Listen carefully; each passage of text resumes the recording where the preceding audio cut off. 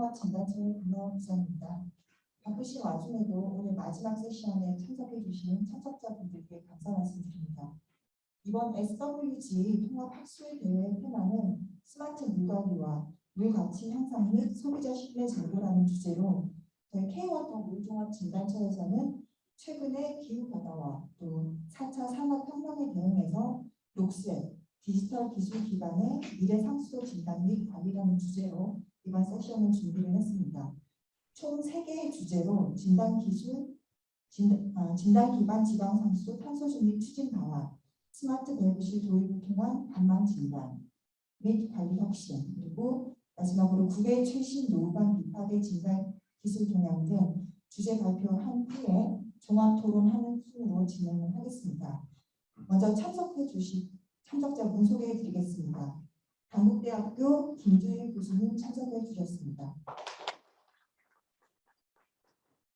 그리고 서울시 상수도 사업소 김근용 과장님 참석해 주셨습니다. 한국환경연구원의 안정호 선임연구위원님 참석해 주셨습니다. 자일런 코리아 이석용 사장님 참석해 주셨습니다. K워터 물종학 진단처 정영채 차장님 참석해 주셨습니다.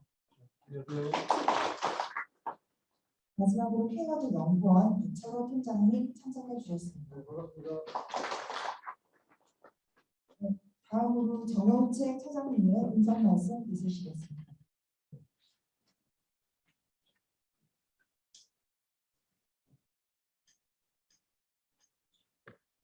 네, 안녕하세요. 방금 소개받은 물종학 진단처장입니다.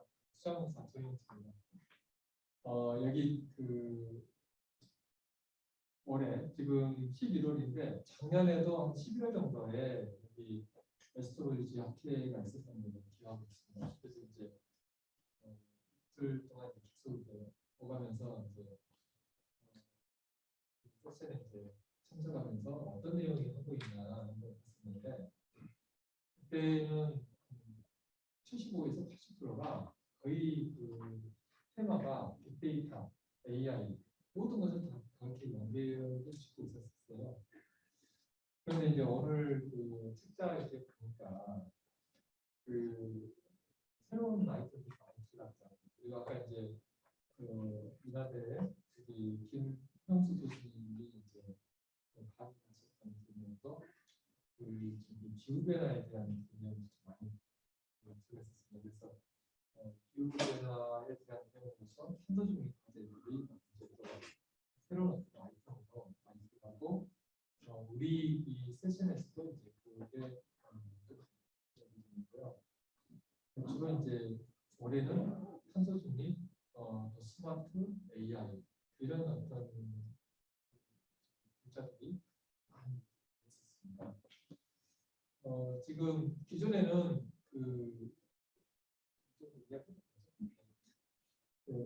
기존에는 주로 이제 물을 공급을 할 때, 물을 보낼 때 맑은 물, 깨끗한 물, 그 다음에 안정적인 물, 그 다음에 안전하게 이렇게 효율적으로 이렇게 하는 것들이 이제 많은 화두였었습니다.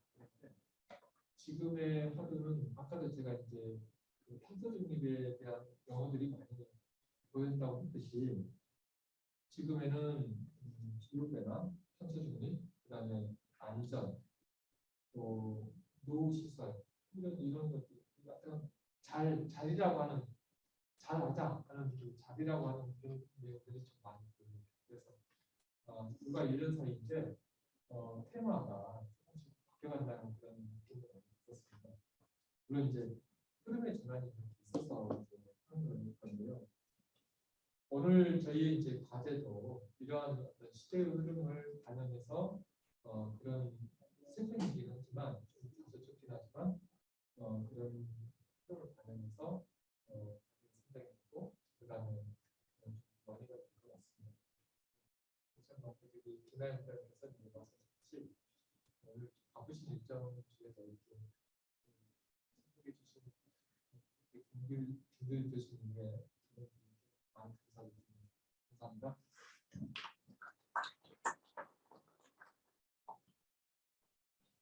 그럼 지금부터 주제 발표가 있겠습니다. 첫 번째 주제 발표는 케이워터 차인호 차장님께서 진단 기반 지방상수도 탄소 중립 추진 방안에 대해서 발표해 주시겠습니다.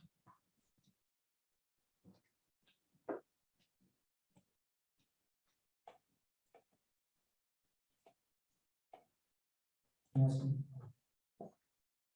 다시 앉으시겠습니다.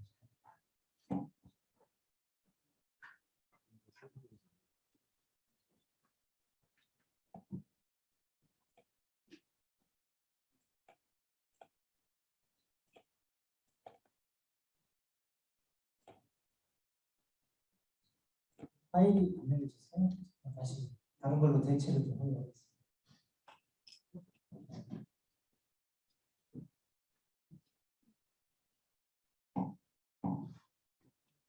일단 그 진단 기반의 지방상수도 탄소 중립 추진 방안이고요. 요거는 그간의 수량 수질 쪽에 많은 부분을 이제 진행해 왔고, 이 주제는 아무래도 이제 기후 위기가 심각해지다 보니까 수량 수질과 함께 어떤 에너지 관점도 물 시스템에서 적용을 해봐야 된다는 개념에서 시작이 된 거고요. 그에 대해서 이제 간단히 설명을 드리도록 하겠습니다.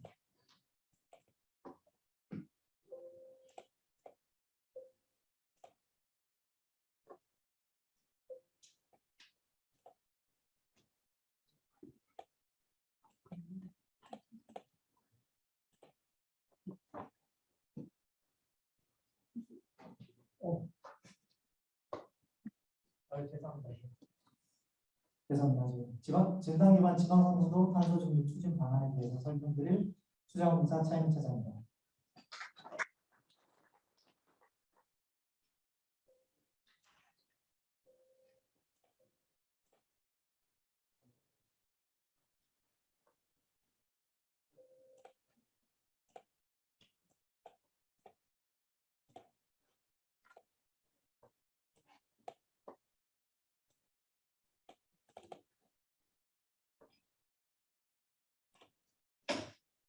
예, 순서는 기후변화와 탄소 중립, 지방상수도 탄소 배출 특성, 탄소 중립 추진 방안, 에너지 관리 제한 순으로 설명드리도록 하겠습니다. 첫 번째, 기후변화와 탄소 중립입니다. 기후변화가 자연재해를 악화시키고 인류 생존의 위험요인이라는 인식이 국가사회에 확산되고, 유엔을 중심으로 기후변화에 대응하고 국제적인 협상 체계를 마련하기 위한 논의가 본격화되면서 1992년에 처음으로 유엔 기후변화 협약이라는 걸 체결을 했고요. 1997년에 선진국들의 수량적인 온실가스 감축 의무를 규정한 교토의정서를 발표를 했고요. 2015년도에 모든 국가가 참여하는 보편적 체계인 파리협정을 체결했습니다. 이러한 파리협정 이후에 국제사회에서 탄소 중립 추진이 가속화됐고요. 작년 12월 기준 전 세계 128개국이 탄소 중립을 선언했습니다. 이러한 탄소 중립이 신글로벌 패러다임으로 대두되면서요. 이러한 대전환 시대에 능동적 대응하기 위해서 문재인 대통령은 작년 10월에 2050 탄소 중립 계획을 천명하고 단계적으로 추진하고 있습니다. 이러한 탄소 중립 선언 이후에 2050 탄소 중립 추진 전략을 공개했고, 장기 저탄소 발전 계획을 수립하였으며, 올 3월에 21년도 탄소 중립 이행 계획을 환경부에서 발표했습니다. 두 번째, 지방상수도 탄소 배출 특성입니다. 지방상수도 시설은 에너지 사용량을 총 연간 2279기가와트아워를 사용하고 있으며, 이는 전라남도 도민이 1년간 사용할 수 있는 에너지에 해당됩니다. 지방상수도 시설은 취수, 정수, 송수 과정에서 많은 에너지를 사용하는 에너지 다화 소비 시설이고, 입지 특성에 따라 풍부한 재생에너지 잠재력을 보유하고 있습니다. 그림에서 보시는 것과 같이 수도 시스템은 취수, 정수, 송수로 구분할 수 있는데요. 이 중에 취수, 송수 등 물 이송에 필요한 에너지가 전체 시스템 에너지의 90%를 차지함을 통계적으로 확인할 수 있습니다. 이에 반해 현재 지방상수도의 수준은 물론 어떤 광역이냐 어떤 지자체냐에 따라 좀 다르긴 한데, 전반적으로 탄소 저감 인식이 부족하고 에너지 관리 체계가 미흡해서 개선 필요성이 높고요. 또 역시 개선을 하게 되면 효과도 높은 실정입니다. 따라서 광역상수도 탄소 중립 기술 경험을 토대로 지방상수도 저탄소 수돗물 생산 공급 체계 확대가 시급한 실정입니다. 세 번째, 지방상수도 탄소 중립 추진 방안입니다. 환경부에서 2050 국가 탄소 중립 달성을 위한 지방상수도의 선도적인 탄소 중립 전략 마련을 위해 지방상수도 탄소 중립 사업을 추진 중에 있습니다. 크게 에너지 효율 향상, 재생에너지 두 카테고리로 진행하고 있고요. 이 중에서 에너지 효율 향상은 에너지 낭비 요인 제로, 고효율 시스템 도입, 누수 저감 등이며 이는 정부의 2050 탄소 중립 전략의 5대 기본 방향 중에 하나이며 경제성이 높은 에너지 소비 감축 전략입니다.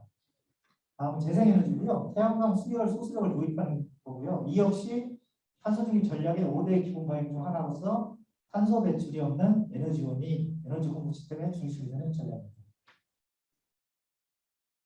탄소 중립 사업은 탄소 중립 기본 계획 수립, 시범 사업, 사업 확대 순으로 진행될 예정이고요. 탄소 중립 기본 계획 수립은 올해부터 내년까지 진행하며 환경부에서 발주해서 지금 헤이워트 컨소시엄에서 진행하고 있고요. 이 세부 내용은 뒤에서 설명드리도록 하고요. 탄소 중립 시범 사업은 22년부터 23년까지 진행할 예정이며 현재 대상은 창원시 7서 취 정수장이며 에너지 효율 향상을 통해 연간 4.7억 원의 저감이 예상됩니다. 또한 취 정수장 20개소를 26년까지 확대할 예정입니다. 지방상수도 탄소 중립 기본 계획에 대해서 간단히 설명을 드리겠습니다. 전체 지방상수도 개수가 아마 900개가 넘고요. 물론 이제 가압장을 제외하고 900개가 넘고 이런 전체 지방상수도 시설의 온실가스 배출량 및 저감량을 계량화하고 사업장별 온실가스 저감 방안을 마련하며 지방상수도의 탄소 중립 목표를 도출하고 지방상수도에 최적화된 탄소 중립 모델을 제시할 예정입니다. 또한 사업 추진 절차, 재원 조달 방안 마련, 사업 관리 방안 등 탄소 중립 추진 방안을 수립할 예정이며 시범 사업장 선정, 기본 설계, 확대 사업장을 선정할 예정입니다. 확대 사업장은 온실가스 배출량 및 저감 방안, 계략 사업비까지 산출할 예정이고요. 시범 사업장에 대해서는 기본 설계까지 실시할 예정입니다. 마지막으로 가이드라인 및 매뉴얼을 마련할 예정입니다. 진단 및 조사, 시공 운영으로 이어지는 탄소 중립 업무 추진 절차를 마련하고 온실가스 저감을 위한 자체 진단 매뉴얼을 수립할 예정입니다. 탄소 중립 기본 계획의 절차에 대해서 간단히 설명드리도록 하겠습니다. 상수도 통계, 정수장 기술 진단, 보고서 분석, 운영 현황 자료 분석 등 자료 조사 분석을 통해 온실가스 저감효과가 큰 사업장 위주의 현장 진단 70개소를 선정했고요. 그 선정한 사업장을 대상으로 현장 진단을 실시해서 온실가스 저감 및 재생에너지 도입 방안을 마련할 예정입니다. 이를 통해서 지방상수도 탄소 중립 기본 계획을 수립할 예정입니다. 에너지 효율 향상 및 재생에너지 도입 방안에 대해서 간단히 설명을 드리겠습니다. 에너지 효율 향상은 크게 세 개 카테고리인 펌프 성능 향상, 설비 고유화, 시스템 개선으로 진행될 예정이고요. 펌프 성능 향상에는 규격 최적화, 가변속 설비, 내부 코팅, 밸브 손실 점검 등이고요. 설비 고유화에는 수처리 설비의 고유화, 프리미엄 전동기, LED 조명 등이 있습니다.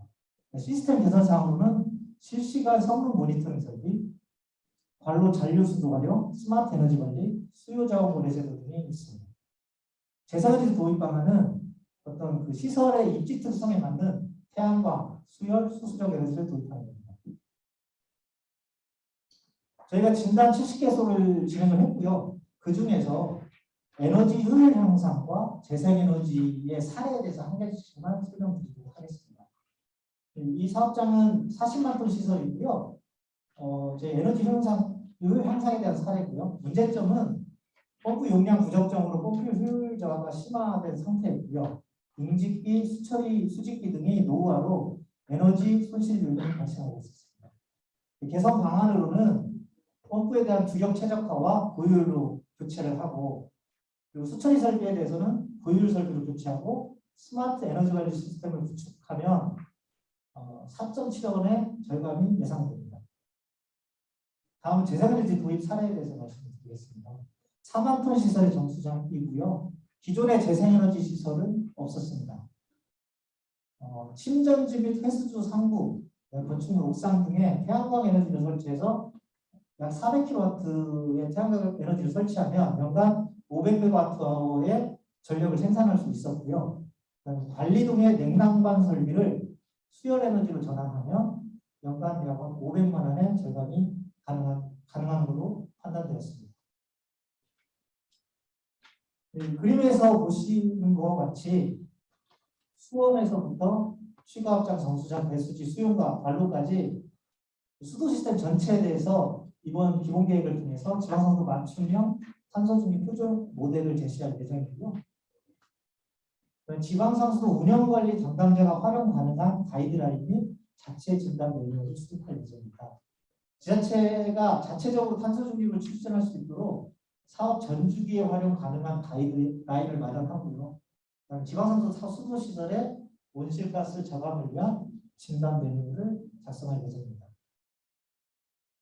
마지막으로 지방상수도 에너지 관리에 대한 제언을 좀 말씀드리도록 하겠습니다.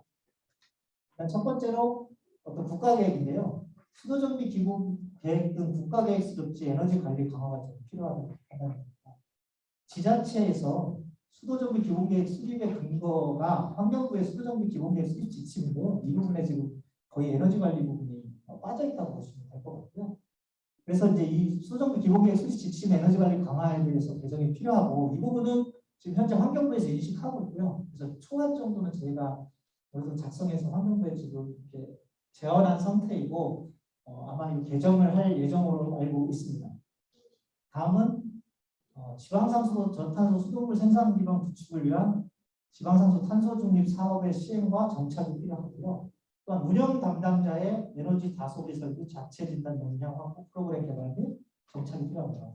이를 통해서 어떤 그 열악한 지방상수도의 실질적 지원과 탄소 중립의 영속성 확보가 좀 필요하고요. 마지막으로 여기에는 없는데 이것도 이제 지방상수도 탄소 중립 기술 지원 사업도 국가 주도로 국고를 반영할 필요가 좀 있습니다.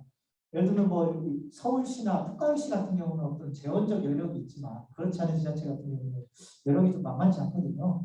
그래서 그러한 그 재정적 여력이 좀 열악한데 위주로 해서 지방상수 탄소 중립 기술 지원의 국고 반영도 필요하지 않나 하는 생각이 듭니다. 이상으로 발표를 마치겠습니다. 감사합니다.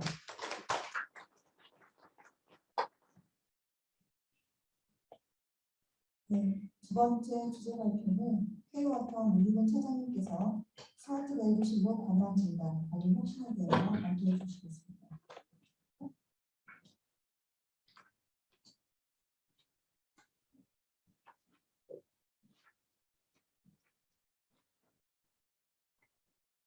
네, 안녕하십니까. 무종합 진단처에 근무하고 있는 문희근 차장입니다.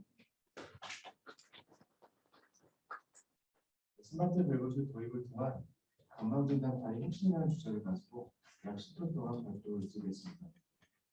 발표 수준은 다음과 같습니다. 우선 배경입니다. 정부는 시민들에게 깨끗하고 맑은 물을 공급하기 위해서 지속적으로 노후된 상수시설을 개선을 하고 운영 체계를 혁신하고 있습니다. 지금 이제 보시는 바와 같이 지방상수도 같은 경우는 현장 사업을 통해서 관악상수도 같은 경우에는 매년 3,000억 원 이상을 필요해서 노후관리를 교체를 하고 모두 전력 구입을 하고 있습니다. 특히 2019년에 발생한 인천 정수 사고로 인해서 정부는 2022년까지 161개 지자체를 대상으로 해서 ICT 기반의 스마트 관리체계 구축 사업을 시행 중에 있습니다. 관악상수도 역시 2023년까지 이 사업을 완료할 계획입니다. 따라서 사업이 완료되는 2023년 이후에는 치수원부터 시작을 해서 정수장, 관로까지 수돗물 관리체계 전반에 걸쳐서 AI 및 ICT 기반의 스마트 관리체계가 완성될 것으로 예상됩니다. 광역상수도 스마트 관리체계 구축 사업에 대해서 잠깐 설명을 드리겠습니다. 이 사업은 크게 4가지 카테고리로 구성되어 있습니다. 치수장, 정수장, 관로, 자산관리가 되어 있습니다. 여기서 이제 관로에 대해서 좀 말씀을 드리면 스마트 관광관리는 관로상에 약 2,000개 이상의 센서를 추가적으로 설치를 해서 실시간으로 데이터를 수집을 하고 이벤트를 감지하고 대응 체계를 구축하는 사업이 되겠습니다. 앞서 말씀드린 것처럼 스마트 관리 체계 구축에 따라서 앞으로는 관로상에 수많은 센서들이 설치가 되게 됩니다. 물론 긍정적인 부분들도 있겠지만 또 거꾸로 생각을 하면 저희가 점검해야 되는 어떤 대상이라든지 점검 빈도가 비약적으로 좀 늘어날 수 있는 그런 부분들이 발생하게 됩니다. 특히나 이제 광산소 같은 경우 밸브실을 보시면 주로 이제 저희 IoT라든지 센서들이 설치가 되게 되는데 한 전체적으로 17,000개 정도가 있고요. 대부분 제수 밸브실과 공기 밸브실입니다. 그리고 보시는 것처럼 이제 도로라든지 스토브들랑 설치가 되어 있고요. 센서가 설치가 되는데 저희가 점검 장비를 하면서 느끼는 거지만 항상 이 제수 밸브의 침수가 많이 되고 있고요. 두 번째는 이제 밸브실 매표 부분이다 보니까 이제 가스, 산소 농도 부족으로 인한 사고, 그리고 이 방사수 밸브실은 심도가 굉장히 깊습니다. 5m 이상 되는 데가 많기 때문에 특히 점검을 하다가 추락하는 그런 안전사고 등의 그런 위험들이 상당히 있습니다. 사실 저희가 이제 이런 부분들을 개선을 하기 위해서 2016년도에도 스마트 매뉴얼 시범 사업이라는 유사한 사업을 좀 시행한 적이 있습니다. 사실 이때가 저희 밸브실에 매뉴얼 안전사고가 많이 발생했습니다. 질식사 이런 부분들이. 그래서 저희가 태양광을 도입해서 밸브실 내부에 LED를 설치를 하고 그리고 환기팬을 설치를 해서 유해가스에 의한 안전사고를 예방을 하고 그리고 저희가 점검의 편의성을 높이기 위해서 무거운 철제 밸브실 대신에 쇼바형의 어떤 밸브실을 통해 가지고 점검을 좀 용이하게 하고 저희가 이 사업을 시작했었는데요. 저희가 이번에 이 사업을 통해서 시설물들에 대한 어떤 기능 개선하는 부분도 중요하지만 막상 이제 저희가 점검할 때 이런 시설들이 정상적으로 작동하고 있는지 작동 안 하는 경우가 많거든요. 그래서 이런 시설물 설치들이 실시간으로 정상적으로 작동이 되는지 그래서 이 모바일 관리 프로그램에 대한 중요성도 저희가 좀 확인할 수가 있었습니다. 최근에는 저희처럼 이렇게 다양한 이제 스마트한 기술들을 이용해서 시설물을 관리하는 사례가 증가하고 있습니다. 보시는 것처럼 저희 지역 난방공사 같은 경우에도 밸브실에 어떤 침수 센서라든지 아니면 확인이 가능한 점검이 이력 확인이 가능한 센서라든지 이런 센서들을 설치를 하고 MB IoT를 이용해서 실시간으로 어떤 시설물의 점검 관리를 하고 있고요. 또한 보시는 것처럼 드론에다가 열화상 카메라를 설치를 해서 이상 징후를 감지를 하고 있습니다. AR을 이용하기도 하고요. 저희 역시 이번에 스마트 밸브실을 구상을 하면서 이렇게 현대화되고 또 스마트한 관리 이런 기술들을 적용을 해서 밸브실을 한번 관리하는 방안들을 구상을 하였습니다. 저희가 이제 적용했던 검토 기술들은 크게 두 가지 카테고리로 나눌 수가 있는데요. 첫 번째는 어떤 시설에 대한 그런 기능적인 개선 부분이거든요. 그래서 작업자의 안전 편의, 진단 기능, 에너지 자유를 할 수 있는 이런 기능들을 갖추고요. 또 이런 설비들이 실시간으로 이상이 있는 건지 그리고 모바일로서 관리를 할 수 있도록 모바일 관리 프로그램을 두 가지 개념으로 해서 컨셉을 저희가 잡았습니다. 저희가 이제 이번에 이제 이 컨셉을 잡고 나서 실제적으로 대처관상 2단계 시범 구축을 하고 있습니다. 지금 공사 중에 있고요. 여기는 이제 대처관상도 2단계로서 2200mm 온수 관로와 800mm 정수 관로가 진행하는 곳입니다. 이쪽이 위치가 오송역 오송 KTX 옆인데 이쪽이 마침 이제 컨벤션 센터 건립으로 인해 가지고 이설이 필요하게 돼서 이설하는 김에 이런 저희 기능들을 담아가지고 한번 시범 구축을 하고 있습니다. 앞서 말씀드렸던 이제 주요 기능들은 이제 안전 편의 기능으로서 전문 계단이라든지 유해가스 탐지 그리고 작업 우정화 불자체도 있고요. 진단 및 감시 기능으로는 관태적 점검부, 방호 수질계 측기, 사이트 글라스, 구조적 상태 감시 기술, 신재생 에너지는 태양광과 풍력을 이용한 하이브리드 가능성이 되겠습니다. 그리고 이런 저희가 주요 기능들 설치한 부분들은 모바일로서 웹으로서 관리를 할 수 있도록 구상을 하였습니다. 조금 더 구체적으로 좀 말씀을 드리면요. 저희가 이제 점검 계단을 설치가 했습니다. 보시는 것처럼 저희 배구실의 가장 그 문제 중에 하나는 중형 처리가 굉장히 무겁기 때문에 점검을 위해서는 굉장히 어려운 부분이 많았는데 이런 부분들을 점검 계단을 통해서 저희가 한번 해소를 해보려고 생각했고요. 또한 이제 기존에 처리가 하다 보니까 침수, 우수 유입으로 인한 침수가 많이 됩니다. 예전에는 관계 없었지만 앞으로는 이제 스마트한 IoT 설비들이 많이 설치가 되기 때문에 이런 부분들이 문제가 발생하기 때문에 그리고 이제 여기는 작업부인데요.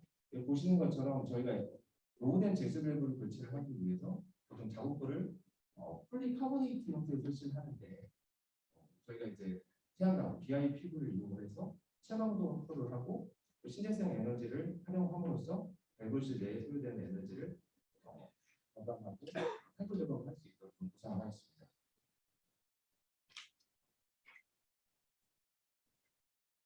밸브실 내부입니다. 이 밸브실 내부에는 LED 조명하고요. 여기 보시면 가스 센서가 설치가 되게 됩니다.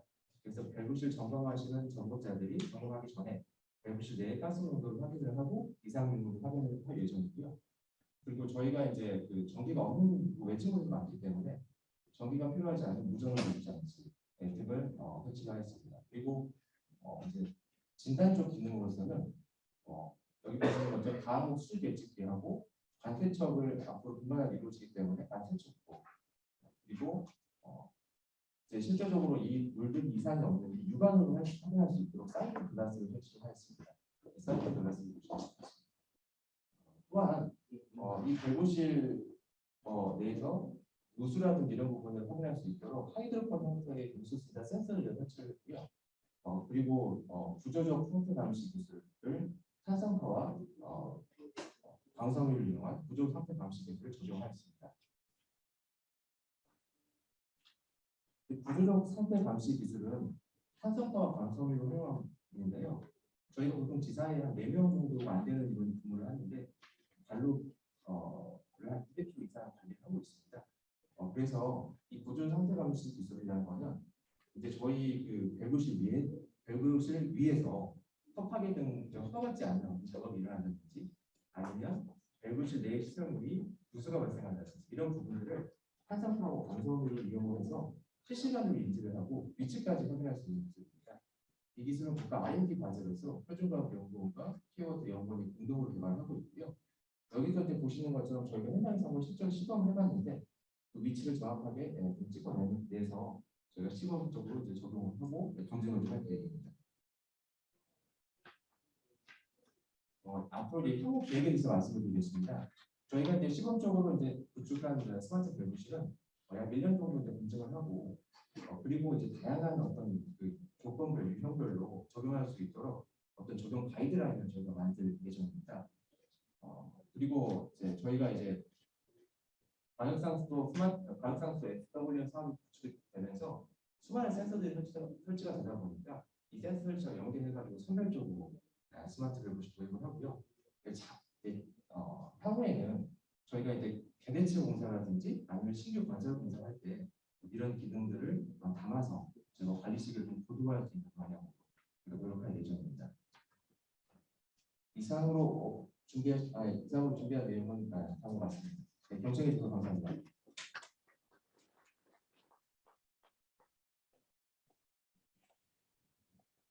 네, 세 번째 주제 발표는 자연형 코리아 이석영 사장님의 국외 최신 노후관 비파기 진단 기술 동향에 대해서 발표해 주시겠습니다.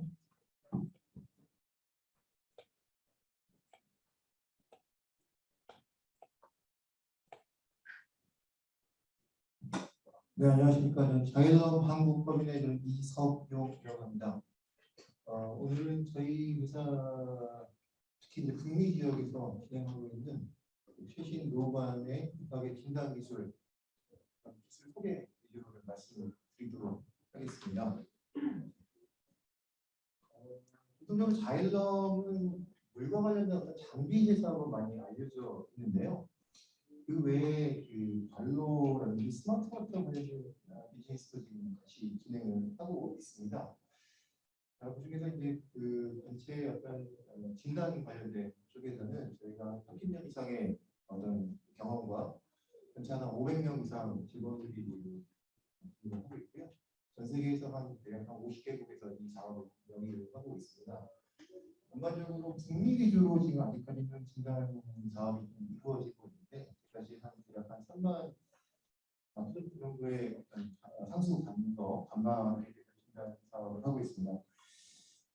주로 그 상수 간망에 대한 진단은 파이프라인의 어떤 모니터링, 그다음에 상수 관망에서의 누수 진단, 그다음에 파이프 관체에 대한 어떤 인스펙션 관련된 사업, 부수적으로 관련된 관망에서의 밸브 어세스먼트까지도 이루어지고 있는데, 오늘은 리크 디텍션, 누수 진단과 관체의 어떤 진단에 대한 기술에 대해서 하겠습니다.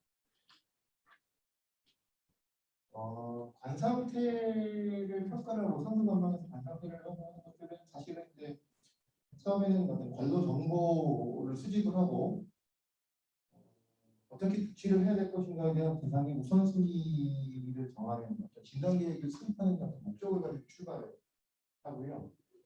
뭐 수리를 할 것인지, 또 갱생을 할 것인지, 교체를 할 것인지, 뭐 이런 어떤 리스크 완화에 대한 대략 전략을 수립을 해서 궁극적으로는 어떤 자산 관리에 대한 장기적인 계획을 수립하는 것으로 이제 규결될 수 있다고 말씀드릴 수 있습니다.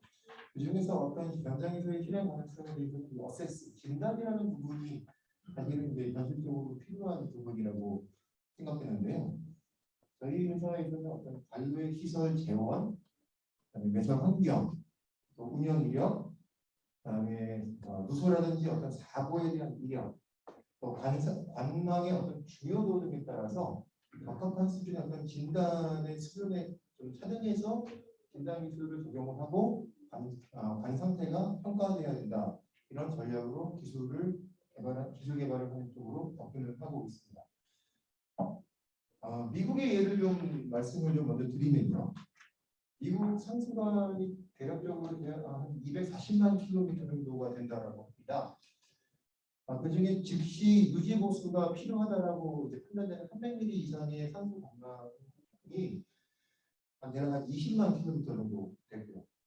밑에 보시는 도표에서 보시는 것처럼 전체 상수 관련된 예산이 투여되는 것 중에서 전체에서 상당히 많은 부분, 대략 한 200조 원 정도가 상수 관광의 유지 관리와 운영에 필요된 투자 예산이라고 판단을 북미 지역에는 하고 있는 것으로 보여집니다. 근데 현실적으로는 이 200조 원이라는 자금을 들여서 예산을 들여서 전체 교체를 하는 것은 사실은 현실적으로 불가능하다라고 판단을 하고 있고, 이에 따라서 정비를 진단을 해서 선택적으로 보수하는 것이 실제적으로 실현 가능한 유일한 방법이다라고 북미 지역에서는 판단을 하고 있습니다. 그래서 첨단 기술을 이용하는 이유는 관로의 문제 구간을 파악을 해서 필요한 조치가 필요한 문제 구간을 식별을 하고요. 문제 구간을 식별이 된다라고 하면 문제 구간을 개량하고, 개량이라고 하는 것은 수리를 할 것인지, 갱생을 할 것인지, 또는 상수 관 자체를 교체를 할 것인지에 대한 어떤 작업을 이루어지고, 이를 통해서 현재 깔려져 있는 상수 관망에 대한 전체적인 어떤 수명을 증대시키는 조건을 통해서 자산 관리라는 측면으로 접근하는 것으로 지금 플랜을 하고 있습니다. 저희 회사에서 제공하고 있는 빅하게 관 진단 솔루션에 대해서 구체적으로 말씀드리도록 하겠습니다. 관 상태를 진단하는 것은 크게 두 가지로 나눠서 관 상태를 탐사하는 탐사의 기술과 관체의 상태를 진단하는 진단 기술로 볼 수가 있겠습니다. 관로 탐사에서는 강관이나 콘크리트 관 등 그런 관종에 따라서 적용 가능한 빅하게 관로 탐사 솔루션으로서 관로에서의 누수 또는 에어 포켓 탐지, 또 관의 어떤 위치 탐사할 수 있는 기술을 단순하지 않은 상태에서 부단수로 복합적으로 관로를 탐사하는 기술이 있습니다. 저희는 이제 어떤 브랜드나 어떤 기술 명칭을 제공할 수 있는 것은 스마트볼, 사라라는 두 가지 기술을 대표적으로 공부하고 있고요. 관체 진단은 관종에 적용 가능한 어떤 딥하게 관체 진단 솔루션으로서 관 상태를 진단하는 정밀 진단하는 어떤 그런 기술을 제공하고 있습니다. 이런 기술로서는 저희가 이제 파이프 다이버라든지 파이프 워커라는 어떤 이름으로 기술을 공급하고 있습니다. 먼저 누수를 탐사하는 먼저 가장 기초적인 스마트볼이라는 기술에 대해서 말씀드리도록 하겠습니다. 스마트볼은 보시는 것처럼 작은 공처럼 되어 있는데 이 공에 음향하고 위치 탐사 어떤 센서를 내장하고 있어서요. 음향하고 위치 탐사 기술을 이용해서 부단수 상태에서 이 볼이 부단수 상태에서 이 발로에서의 물의 흐름에 따라서 자유유연형으로 반대를 탐사할 수 있는 소프트웨어를 제공합니다. 반대부를 직접 이동을 하면서 누수의 위치하고 그다음에 에어 포켓이 있는지의 의무를 확인을 하고요. 관의 어떤 위치, XY 좌표로서 그 관의 어떤 위치를 파악할 수 있는 정보, 데이터를 수집할 수 있는 기술입니다. 모든 관종, 콘크리트 관이나 관관 구분 없이 대략 한 300mm 이상 관에 따라서 부단수로 누수 탐사가 가능하고요. 이런 탐사로 한 0.5m/s 이상의 기속에서 최대한 25km 한 번에 투입을 해서 25km 이상까지 탐사할 수 있는 장비입니다. 현재 스마트볼은 15년 이상 북미 지역에서 누적 한 11,000km 정도 누수 진단 실적을 보유하고 있습니다. 다음은 헤더형 부단수 누수 탐사 장비입니다.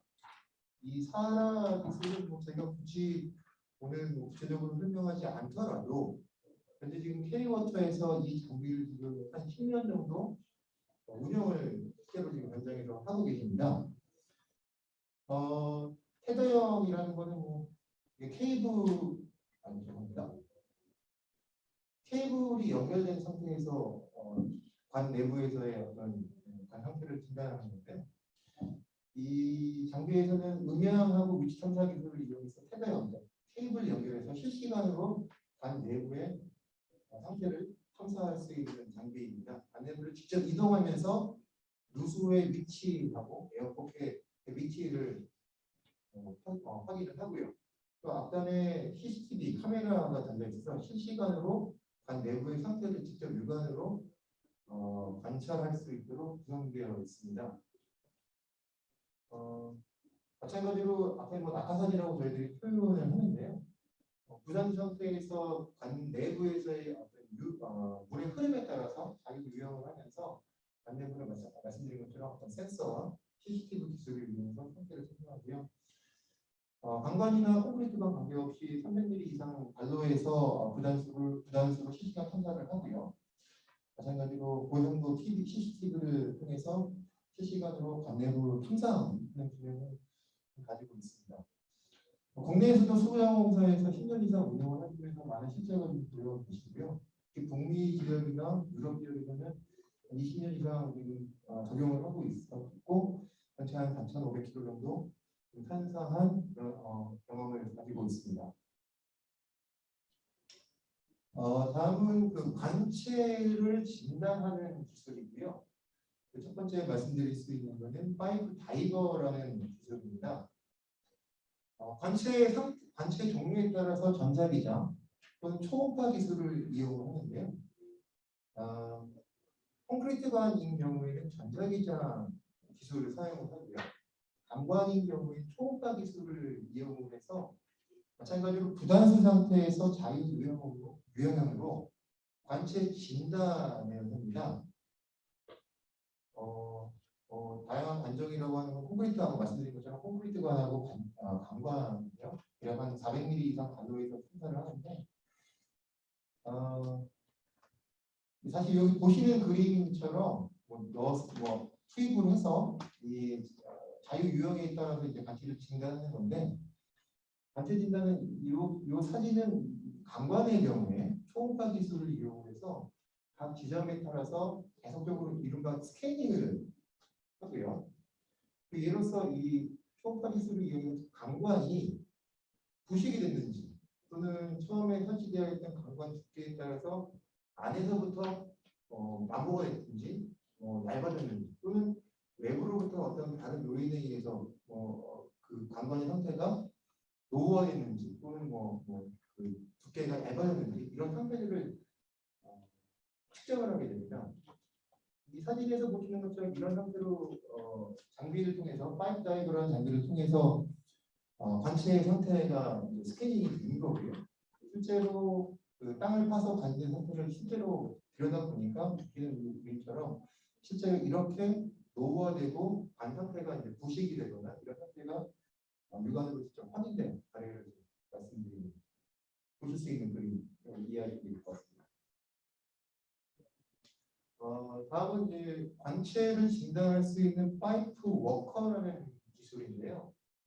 이 기술은 조금 다른 기술로서 전자기장을 이용해서 배구경의 관체의 상태를 정밀 진단하는 장비입니다.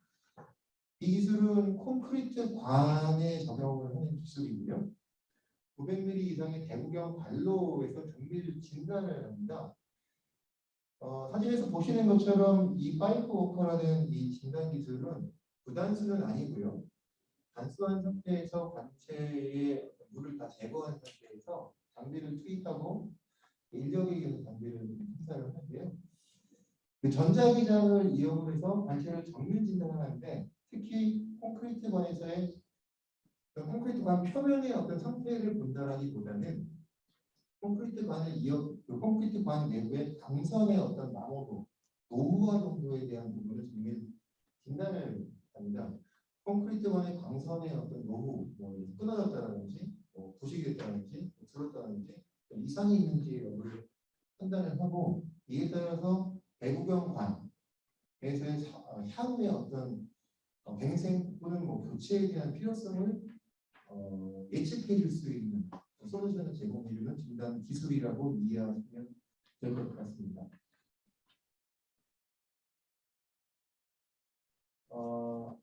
이러한 어떤 그 누수를 탐사하는 기술과 관체의 상태를 진단하는 기술은 사실은 앞서 말씀드린 것처럼 그 관체의 어떤 중요도에 따라서 달리해서 적용을 하는 것으로 지금 북미 지역에서는 주로 이용되고 있습니다.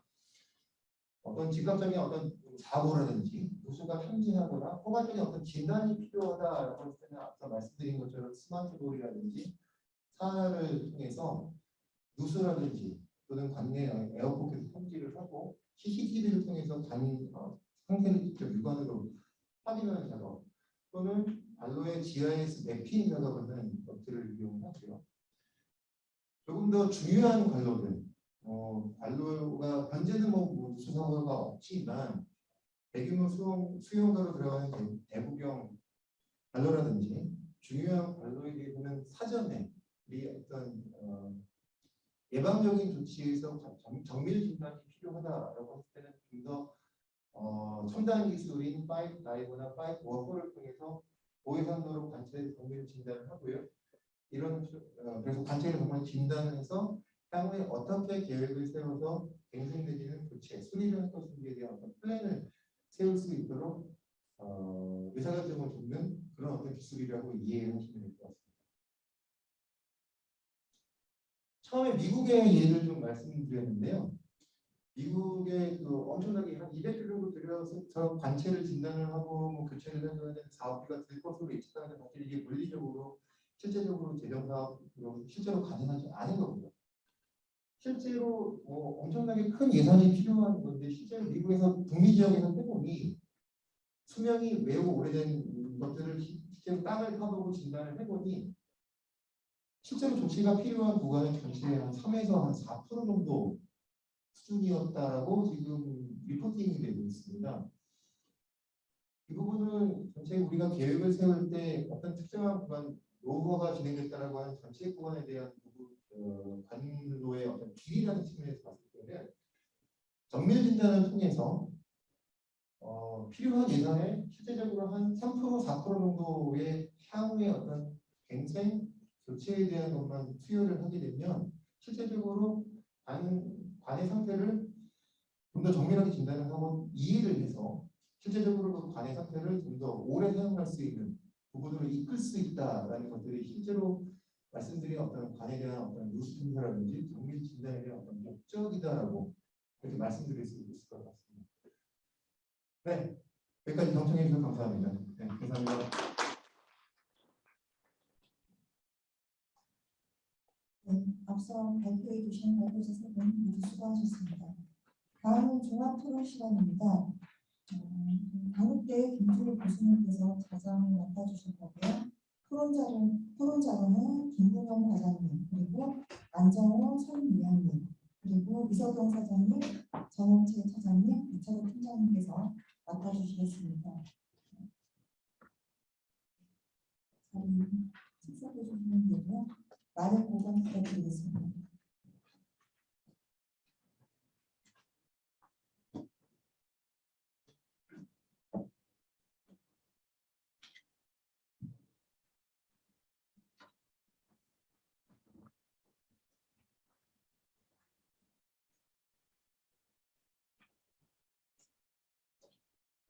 뭐도 안 지내서 이제 토론 준비가 된 것 같습니다. 시작하도록 하겠습니다. 자장을 맡은 강북대학교 김준일입니다. 반갑습니다. 오늘 그 세 분의 인상 깊은 그 발제가 있었고요. 첫 번째 이제 정수시설의 탄소제로, 두 번째가 스마트 밸브, 세 번째가 이제 그 진단 기술에 대한 기술을 소개했습니다. 여기에 대해서 이제 저희가 그 5분의 패널을 모시고 이제 통화를 하려고 합니다. 발표 순서를 제가 좀 정해봤는데요. 그 발표 순서하고 토론 순서를 좀 맞추려고 합니다. 그래서 첫 번째 이제 그 안정호 강사님이 먼저 해주시고요. 그 다음에 두 번째 그 김bun영 과장님이 좀 해주시면은 이 정리가 될 것 같아요. 그 다음에 그 배철호 박사님이 해주시고, 그 다음 이승용 과장님이 거기에 대해서 좀 그 정리 좀 해주시고요. 마지막으로 이제 플로어에서 한번 그 질문을 좀 받고 마지막으로 조영태 시장님이 좀 정리를 해주시면은 이 세션의 토론이 완벽하게 끝날 것 같습니다. 그러면은 한 박사님 먼저 좀 부탁드리겠습니다. 예.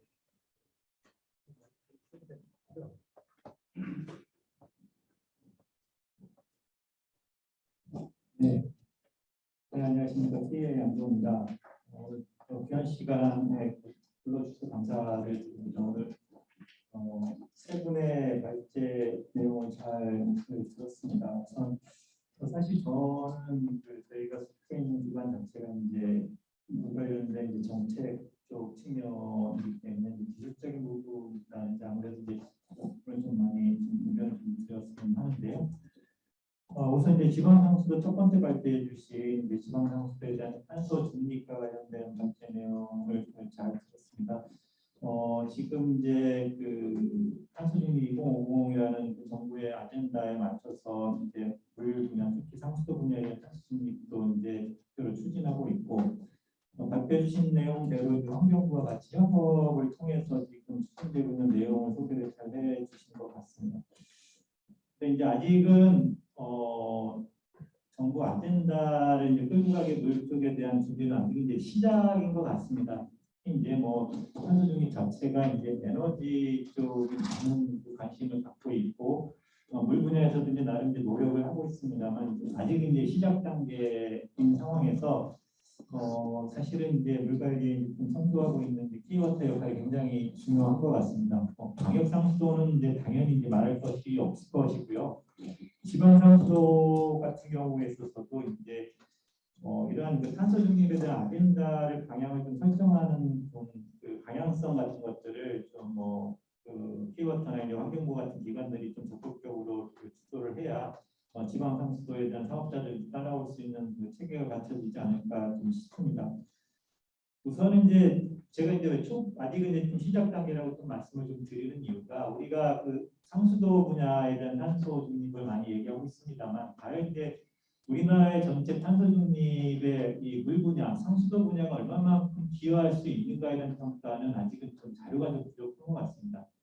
좀 더 이제 체계적으로 검토를 해서 이 수도에서 어느 정도까지 기술적으로 제도적으로 탄소를 절감할 수 있는가에 대한 평가가 사실은 지금 아직 마련이 안 돼 있습니다. 그래서 그런 목표 설정하기 위한 노력들이 필요하고요. 그런 걸 위해서는 아무래도 우리 전문기관인 이제 키워터 같은 기관들이 그러한 역할을 해 주셔야 되지 않을까라는 생각이 좀 들었습니다. 두 번째로는 또한 이제 지금 그 지방 상수도 시스템적인 측면에서 이제 접근을 좀 하고 있는데요. 그 앞에 처음에 이제 지방 상수도에 대한 탄소 배출 특성을 이제 그 취수부터 이제 그 성수까지 말씀을 좀 해주셨는데, 물론 이제 다 전 분야에 걸쳐서 이제 탄소 절감을 위한 노력이 좀 필요하긴 한데, 실제적으로 이제 탄소 배출이 가장 많은 것이 취수와 이제 분배에 대한 배수 시스템이거든요. 근데 아무래도 이제 기술적인 측면에서는 이제 기술적으로 굉장히 복잡하고 에너지 절감에 대한 평가를 하기 좋은 부분들이 이 처리 과정에서 발생되는 부분들이기 때문에 오늘 내용도 아마 그 부분에 좀 많이 좀 중점을 좀 주신 것 같습니다. 이제 더불어서 실제 취수할 때 얼마만큼 효율적으로 취수를 할 것인가, 그리고 어떻게 물을 효율적으로 배분할 것인가, 사실 이런 부분들은 기존의 재생에너지를 만든다든가 에너지 절감뿐만 아니라 물에 대한 이용과 사용에 대한 것들을 얼마만큼 효율적으로 해서 탄소를 저감하는 그런 효과도 있기 때문에 이런 부분도 같이 검토하면 좋겠다는 좀 생각이 들었고, 특히 이제 수처리나 정수처리 공정상에서는 지금 펌프나 밸브나 뭐 이런 부분도 있지만은 그 정수처리 공정에서 나오는 슬러지를 버리는 과정 중에서도 이제 탄소가 많이 그 온실가스가 사용이 되거든요. 그래서 그런 부분들 어떻게 절감할 건가 하는 부분 같이 보면 좋겠다는 생각이 들었고요. 또 하나는 이제 상수도 시스템 우리가 얘기하고 있습니다만 사실 도시 물관리 인프라의 하나이기 때문에 도시 물관리 차원에서 이 상수도 역할이 어느 정도의 위상을 갖고 탄소 절감에 기여를 할 수 있는가 한번은 좀 평가하면 좋겠다는 생각이 들었습니다.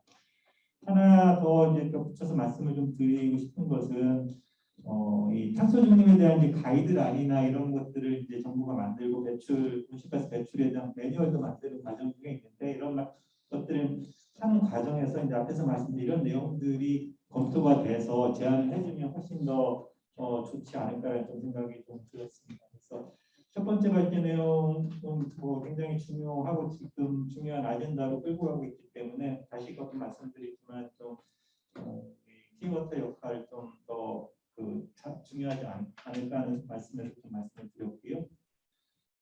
두 번째 발제 내용도 좀 잘 들었습니다. 두 번째 발제 내용이 스마트 밸브에 대한 도입됐다는 효과를 좀 설명을 좀 해주셨습니다.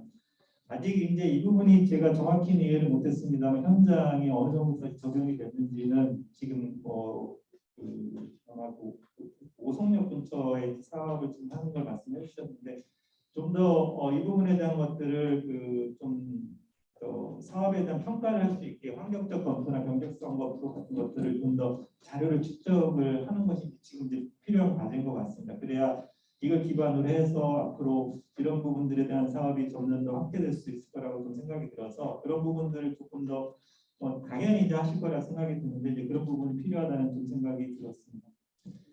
마지막 자일럼에서 발표해 주신 기술 내용 첨단 기법을 통해서 이제 관로에 대한 탐사 진단하는 부분인 것 같습니다. 그래서 이 부분이 기술적인 거는 아무래도 이제 많이 좀 검증된 기술이라고 생각이 드는데 모르겠습니다. 이제 국내에 어떻게 적용이 돼 수자공사 일부 솔루션 이제 사용하고 있다라고 얘기를 하시던데 얼마만큼 실제 실적이 있고 그 효과가 어떻게 나타나는지 오늘 좀 말씀을 좀 안 해주셔서 좀 궁금하더라고요. 그래서 국내에 어떻게 사례를 적용할 수 있는지 또 우리 여건이 조금 다른 부분도 없지 않아 있을 거기 때문에 특히 이제 주 기술이 이제 대구경 위주의 이제 탐사 진단이기 때문에 이 부분은 어디까지 가능한 것이고 또 가령 낮은 작은 우리가 지방 상수도를 논한다가 소 관로도 있으니까 그런 부분은 또 어떤 방법이 있는지도 이제 조금 같이 고민해야 되지 않을까라는 좀 생각이 들었습니다.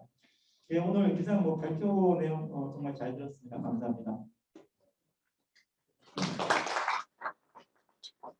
다음은 서울시 김선영 부장님께 부탁드리겠습니다.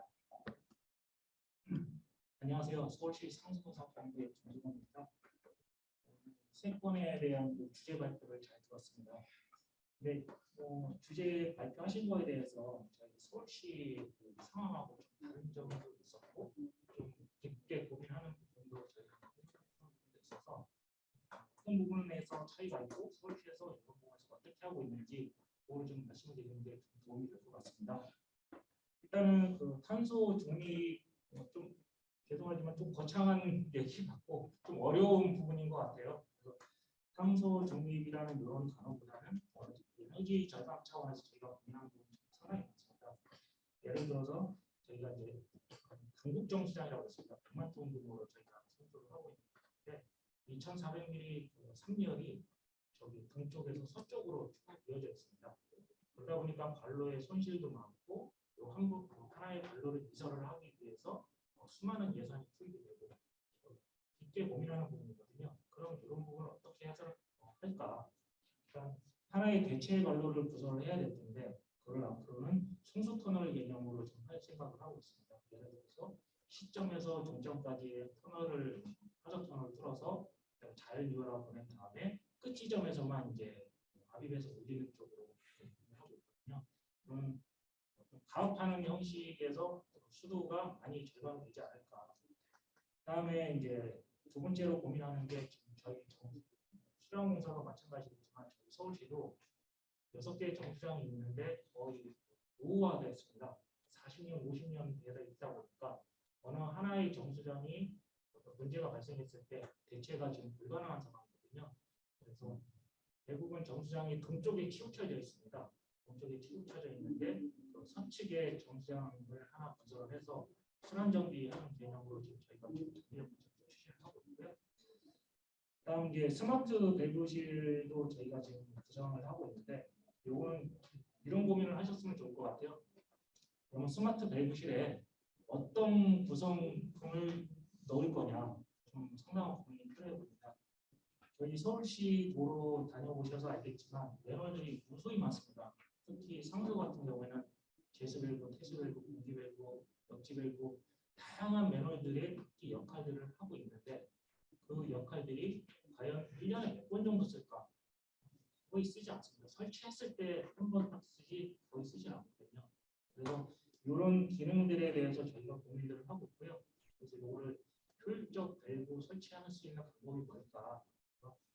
그 스마트 밸브실의 구성품을 보니까 여러 전자 장비들이 많이 들어가 있는 것 같아요. 여기에 앞으로 수도법에서 이제 10년에 한 번씩 점검을 하고 이제 세척을 하도록 되어 있잖아요. 점검부로서의 그 스마트 밸브실에 같이 들어가야 되는 게 아닙니까? 그리고 그 상수도 시설 기준을 가지고 우리가 공부를 좀 많이 하고 있는데요. 제수 밸브 같은 경우에는 거리에 따라 설치 기준이 있습니다. 1에서 3km. 근데 태수 밸브나 공기 밸브는 종단상의 설치 기준이 있습니다. 그러다 보니까 한 곳에 모아놓고 설치를 하는 게 좀 맞지 않는 부분이 있거든요. 그래서 세척을 하거나 통수를 할 때 가장 효과적인 부분은 제수 밸브 전단에 이제 태수 밸브를 앉히는 방법이거든요. 그러면 제수 밸브를 1에서 3km를 조정을 했을 때 태수 밸브 가장 저점에 위치 조정을 하신다면 효율적으로 좀 설치할 수 있지 않을까 그런 생각이 들고요. 마지막으로 노후도 진단에 대해서 제가 좀 눈여겨봤던 부분이 전체 그 수리하거나 교체 경쟁해야 될 부분이 미국을 예를 들었지만 75%고 그 중에서 진짜 보수가 가능한 부분이 한 3에서 4%다라고 말씀하신 것 같아요. 좀 상당히 의미가 있는 숫자인 것 같아요. 그래서 저희가 이제 노후도 진단 가지고도 저희가 서울시에서 계속 고민했던 부분이 과연 지하 매설물이잖아요. 땅을 파서 그 관로 상태를 점검하는 게 굉장히 어려운 부분이기 때문에 그러면 이 안에 부단수로 해서 집어넣든 단수로 해서 CCTV를 집어넣든 다양한 방법으로 지금 한 20년 가까이 했습니다. 근데 죄송한 말씀은 거의 실패로 끝났습니다. 왜냐하면 아까 그 장비에 대해서 설명을 해주셨지만 배수관의 특성은 거의 네트워크로 구성이 되어 있습니다. 여기 유속 조건에 0.5m/s라고 말씀을 하셨지만 이 유속 조건 달성하기가 굉장히 어렵고요. 그리고 배수관은 왼쪽 한 방향에서 오른쪽으로, 그러니까 단방향으로 흐르지 않고 양방향으로 흐릅니다. 이런 기술들 적용할 때 좀 어려움이 좀 많았고요. 다만 여기서 이제 기반시설 관리 기본법이라고 이렇게 들어보셨을 수도 있지만 작년 5월에 이제 기반시설 관리 기본법이 작년 시행이 됐거든요.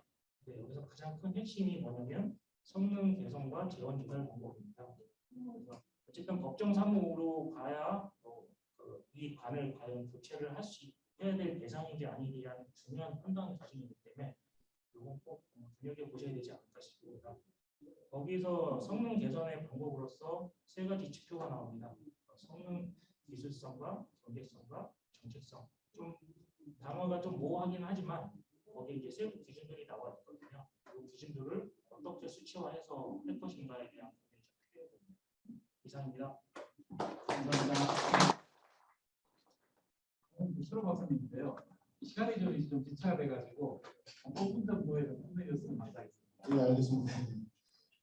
저는 오늘 그 발표 내용들이 차근차근 잘 구성이 되어 있고 가는 방향도 바람직하다는 생각이 들고요. 간단한 걸 좀 말씀드리겠습니다. 일단 2050년도 지방상수도 탄소 중립 수정 방안에 잠깐 말씀드리고 2050 하는 얘기를 들으니까 며칠 전에 기사를 본 적이 있는데요. 우리나라가 그 1인당 물 사용량이 2050년이 되면 세계 1위가 될 거라고 합니다. 그만큼 뭐냐면 물이 많이 이제 사용이 되면 결국엔 사용된 물만큼 결국에는 이제 하수나 폐수가 발생되기 때문에 외국 같은 경우에는 이제 그런 물에 대한 또 에너지가 추가적으로 소비가 되고 사실 물 절약 그걸 상당히 많이 강조를 하고 있는 게 사실이거든요. 그래서 거기에 나와 있던 거 보면 이제 50리터 홈 플랫폼이라고 해서 유럽 같은 경우는 한 150리터를 가정에서 사용합니다. 개인당.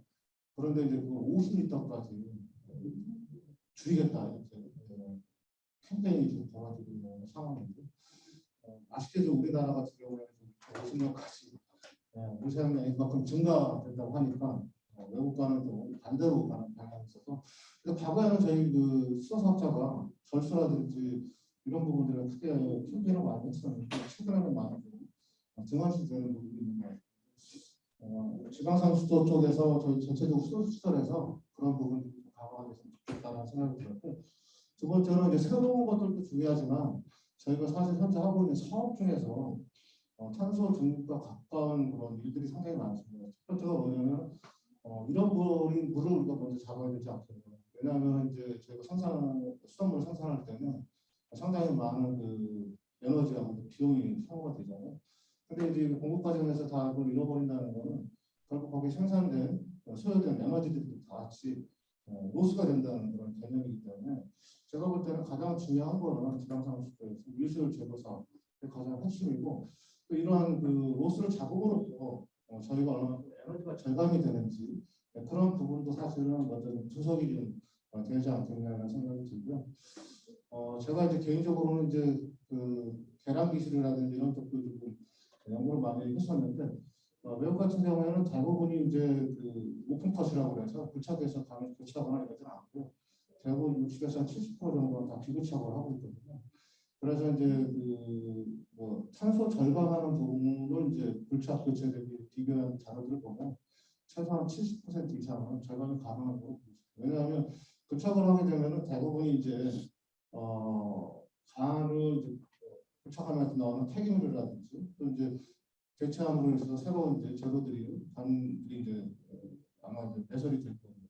그리고 이제 부착을 하게 되면 다양한 보통택지 이런 부분들이 이제 발생이 되는데 비부착으로 이제 많이 하게 되면 그런 부분들이 많이 해소돼서 에너지 뭐 GHG라고 해서 이제 탄소 절감을 크게 기여하는 거로 평가가 되고 있습니다. 근데 지금 환경부에서 지금 이제 전국 단위 조사 사업을 현재 하고 있거든요. 우리나라 간의 상태가 어느 상태까지 도달해 있느냐 그걸 조사를 하고 있는데 아마 이제 그 조사 사업이 이제 끝나게 되면 앞으로 지방산업시도와 관련된 노후관에 대한 개량 사업이 추진될 예정인데 그럴 때 이제 뭐 규정에 대한 교체보다는 비구착을 통한 간 상태에 맞는 개량을 좀 추진하는 것이 탄소 절감에 기여하지 않을까 생각이 들고요.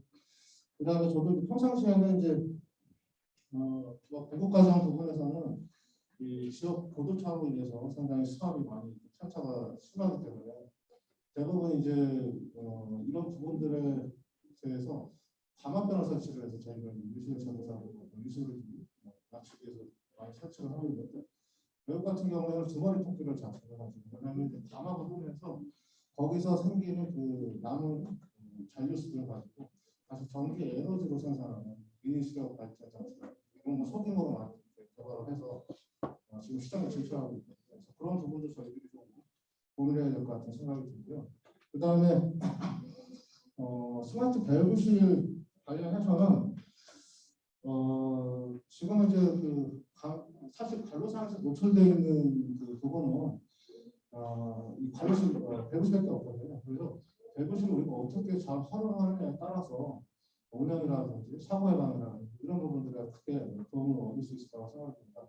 근데 지금 이제 탄성판만 들어가 있는데 사실은 이제 그 밸브실에 적용하는 기술이 딥하게 기술이 여기에서 상당히 많이 접목해서 사용되고 있거든요. 그러니까 예를 들어서 뭐 균열에 대한 사고가 나기 전에 균열에 대한 진척이라든지 이런 거는 AI 기술이라든지 오피스 애니션이라고 하는 기술 적용되고 있고 탄성판은 지금 이제 충격에 의해서 전달되는 진동을 잡아서 사고에 대한 어떤 사전 징후 이런 것들을 이제 예견하고 차단하는 그런 부분인데 좀 더 다양한 감시 센서들에 대해서 검토를 해서 가능성 여부에 대해서 좀 검토가 좀 추가적으로 됐으면 좋겠다는 생각이 들고요.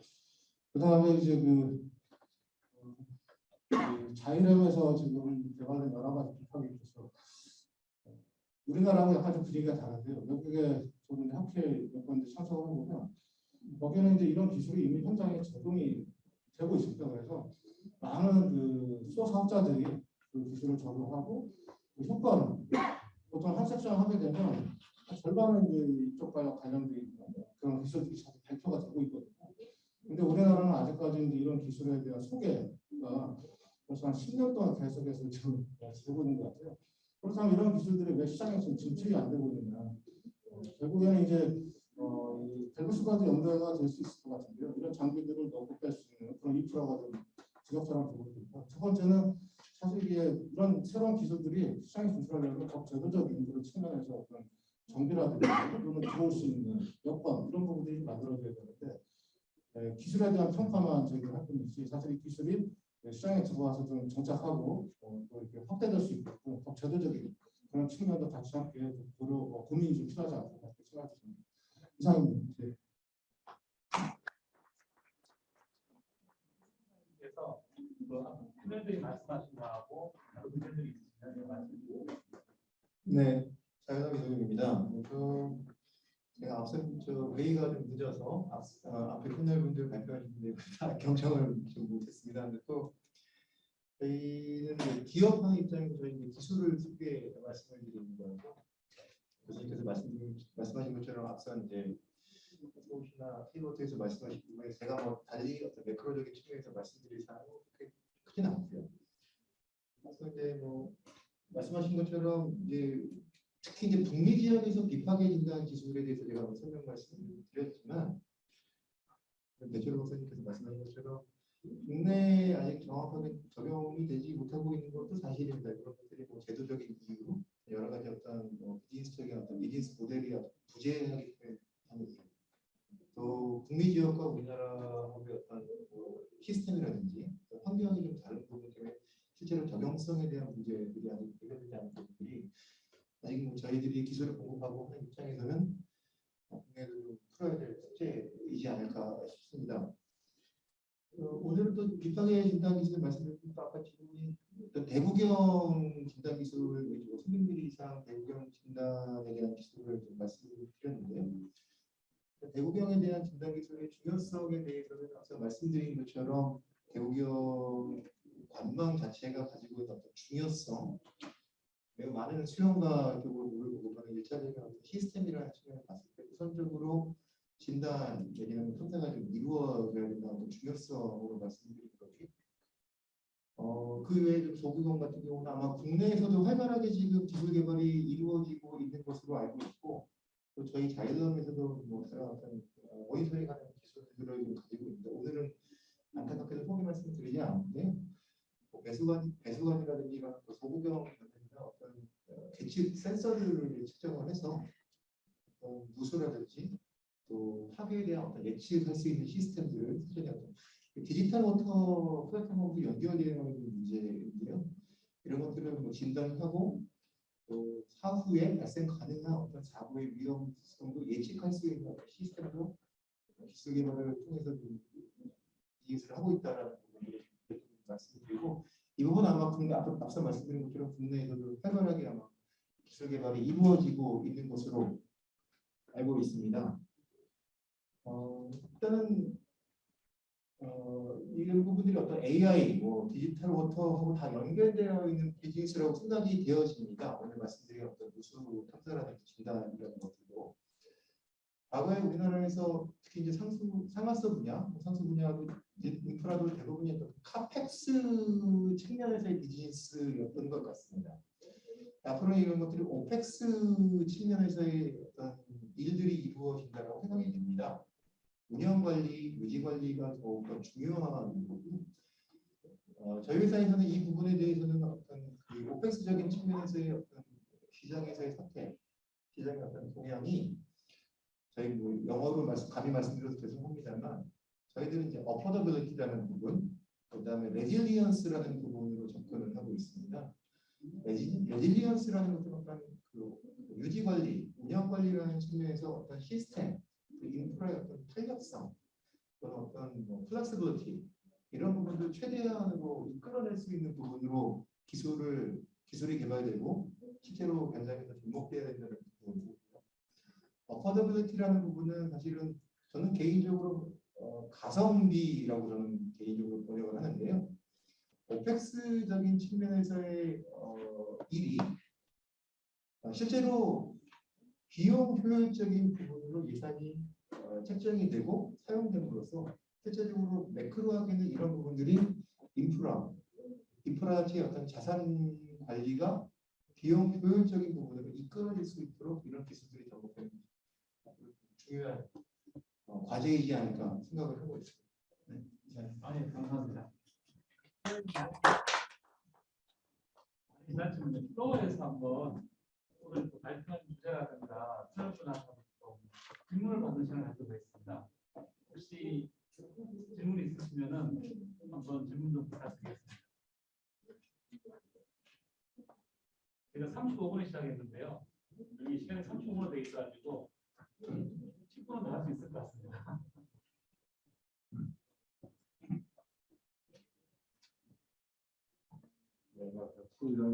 이동입니다.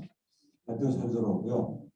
아까 그 수자공사에서 지방상수도 스마트 관망 말씀하셨는데 지금 그 상수도 관망에서 차지하는 그 관망이 전체 75% 정도 됩니다. 근데 지금 모니터링하고 있는 거는 뭐 수압이라든가 유량이나 수질 쪽만 하고 있는데 실질적으로 관망에 대한 그 모니터링이 중요하다고 보는 거고요.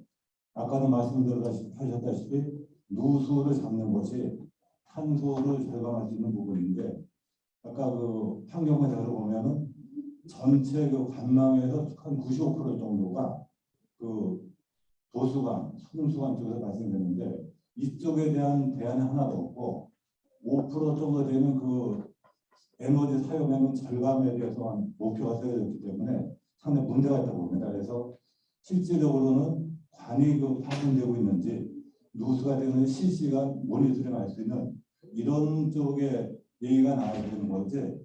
그다음에 그 본관 파손을 막아야 수명 연장이 돼가지고 지금 30-40년이면은 교체를 하고 있는데 미국같이 60년 써야 궁극적으로 이제 탄소도 저감시키고 여기 6,000억씩 날라가는 누수 손실을 줄일 수 있다고 봅니다. 앞으로 이쪽에 대해서 논의가 되는 게 중요하다고 봅니다. 감사합니다. 혹시 다른 의견 더 있으신가요? 그러면 그 차인호 시장님하고 문희원 시장님이 한번 여기 나온 의견에 대해 하신 말씀 있으신가요? 방금 말씀드린 간단히 말하고 방금 제안 저희도 아까 말씀하신 대로 누수 저감을 통한 에너지 저감을 충분히 인식을 하고 있고요. 실제 그 지방상수도 현대화 사업 자체가 지금 정부에서 하는 게 유수율을 향상시키는 거거든요. 그 사업 자체가 정부 예산을 투입하고 있는 거고요. 저희도 이제 이번 용역하면서 그 부분은 정부 예산을 이미 진행하고 있기 때문에 그 사업은 저희가 진행을 하고 있는 것을 인지를 하고 있고 그 부분도 저희가 어느 정도 인식하고 지금 진행하고 있습니다. 예. 고맙습니다. 특별한 말씀 없는데 오늘 저희 패널분들께서 주신 좋은 의견들을 제가 많이 해서 나중에 사업을 할 때 도와드리도록 하겠습니다. 예, 그러면 이제 마지막 순서는 것 같습니다. 우리 조영재 부장님이 마지막으로 정리를 한번 해주십시오. 네, 저기 수자공사의 최민수입니다.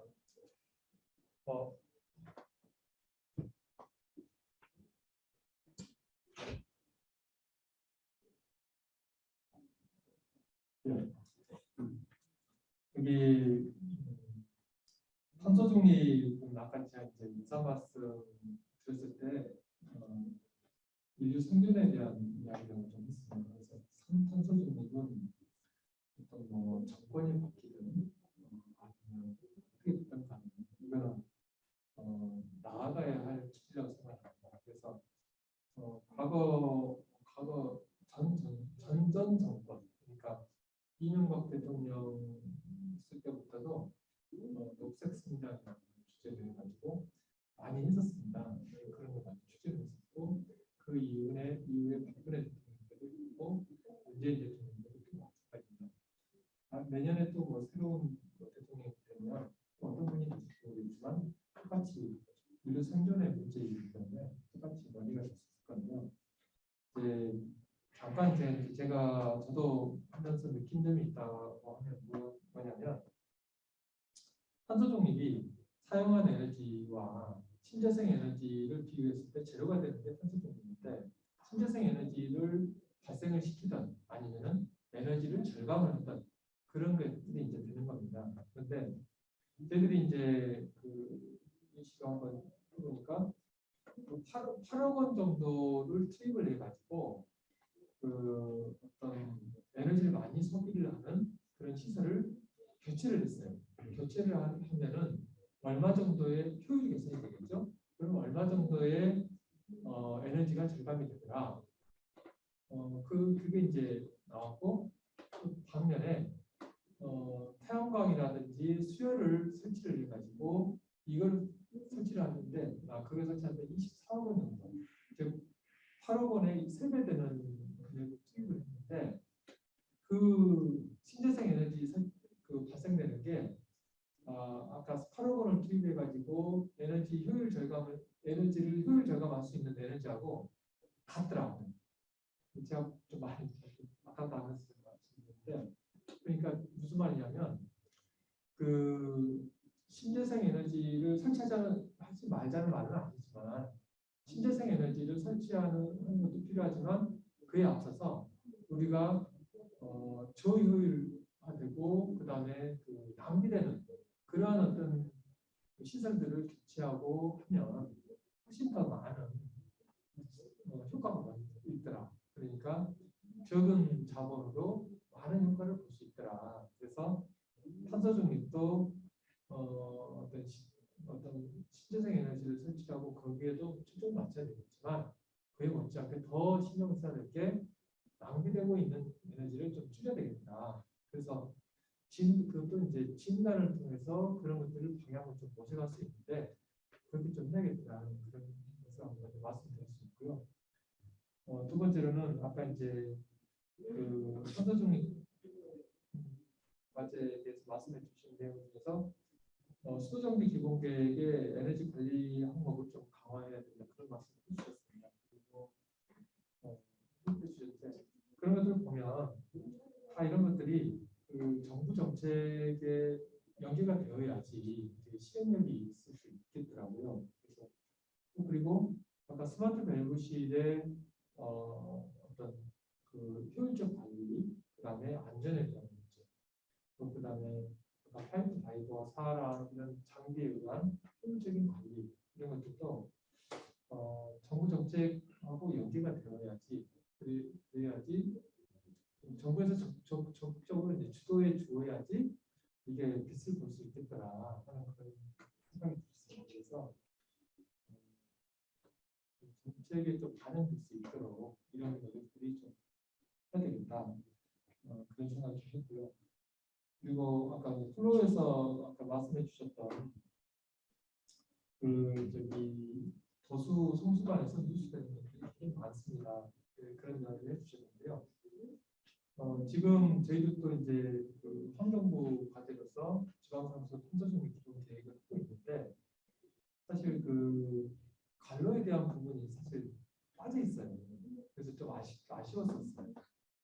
뭐냐면 지금 현재는 관로 중에서도 그 설치 가능한 지점에서의 소수령 개발하는 거 이것만 들어가 있거든요. 근데 실제로 수송 에너지가 굉장히 많이 듭니다. 그 수송 에너지는 다 여기 뭐 혈광과 같은 거기 때문에 이 관로가 핵심이거든요. 여기에서 이제 관로 저항 곡선이 낮아지면 펌프에서 보내야 되는 전력 에너지도 줄어드는 겁니다. 그래서 그런 것들도 이번에는 탄소 중립에서도 이제 주로 이제 펌프라든지 이런 에너지 저소비 시설 이런 데 초점이 맞춰졌지만 아까 이제 말씀해 주신 것처럼 관로에 대한 측면도 많이 고려가 됩니다. 그중에 이제 누수되는 측면도 고려가 돼야 되고 관로가 그 관로 저항 곡선에서 얼마만큼 낮출 수 있는지 이런 것도 많이 고려가 돼야 된다 하는 말씀 좀 하고 싶습니다. 그리고 이런 것들은 오늘 그 이 세션이 상수도 미래 상수도 진단 및 관리가 되듯이 진단을 통해서 이런 것들이 어느 수준으로 사람을 치료를 해야 되고 또 수술을 해야 되고 이렇게 판단을 할 수 있듯이 진단을 통해서 명확하게 시설 개선 방향이 나와야 되지 않나 그런 생각을 좀 하겠습니다.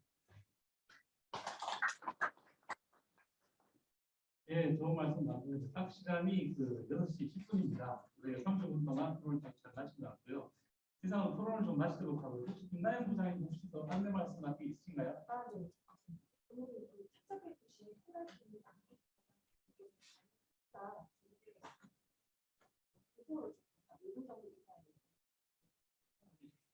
맞습니다. 예, 끝났습니다.